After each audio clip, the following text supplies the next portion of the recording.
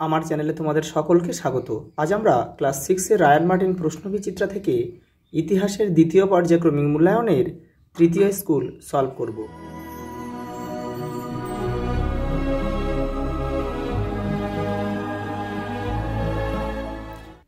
দেখো প্রথম প্রশ্ন দেখো, বৈদিক সমাজে পরিবারের প্রধান ছিলেন বাবা।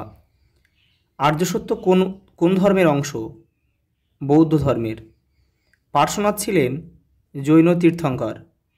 গৌতম বুদ্ধ জন্মেছিলেন শাক্য বংশে। বোধি কথার অর্থ জ্ঞান। পরেরটা দেখো, বেদের অপর নাম কি? শ্রুতি।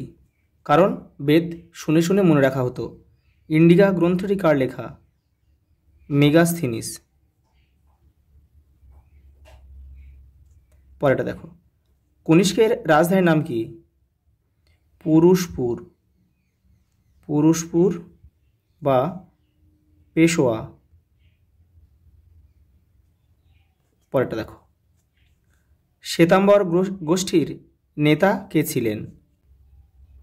স্থূল ভদ্র। আর দিগম্বর গোষ্ঠীর নেতা কে ছিলেন? ভদ্রবাহু। পরের প্রশ্ন দেখো, রামায়ণের রচয়িতার নাম কি? বাল্মীকি। বাল্মীকি। পরেরটা দেখো, সত্যকামের গুরু কে ছিলেন? গৌতম। তোমাদের টেক্সটের 55 নম্বর পৃষ্ঠাতে এটা আছে, দেখে নিতে পারো। পরের প্রশ্ন দেখো, দক্ষিণ ভারতের একমাত্র মহাজনপদের নাম কি? অসমক। মেগালিথ কি? বড় পাথরের সমাধি। পরেরটা দেখো, জৈন ধর্মে মোট কতজন তীর্থঙ্কর ছিলেন? 24 জন। বেদাঙ্গ সংখ্যায় কটি? 6টি। চন্দ্রগুপ্ত মৌর্যের রাজধানীর নাম কি ছিল? পাটলিপুত্র। পরের প্রশ্ন দেখো, কুষাণ সম্রাটরা কেন নিজেদেরকে দেবপুত্র বলতেন? দেখে নাও। পরের প্রশ্ন দেখো, ত্রিপিটকের কয়টি ভাগ ও কী কী? দেখো তোমাদের টেক্সটের 73 নম্বর পেজে উত্তরটা রয়েছে। এই দেখে নাও, ত্রিপিটককে 3 ভাগে ভাগ করা যায়: সূত্র পিটক, বিনয় পিটক আর অভিধম্ম পিটক। পরের প্রশ্ন দেখো, টিকা লেখো একলব্য। তোমাদের টেক্সটের 59 নম্বর পেজে উত্তরটা রয়েছে, এই যে এখান থেকে লিখবে।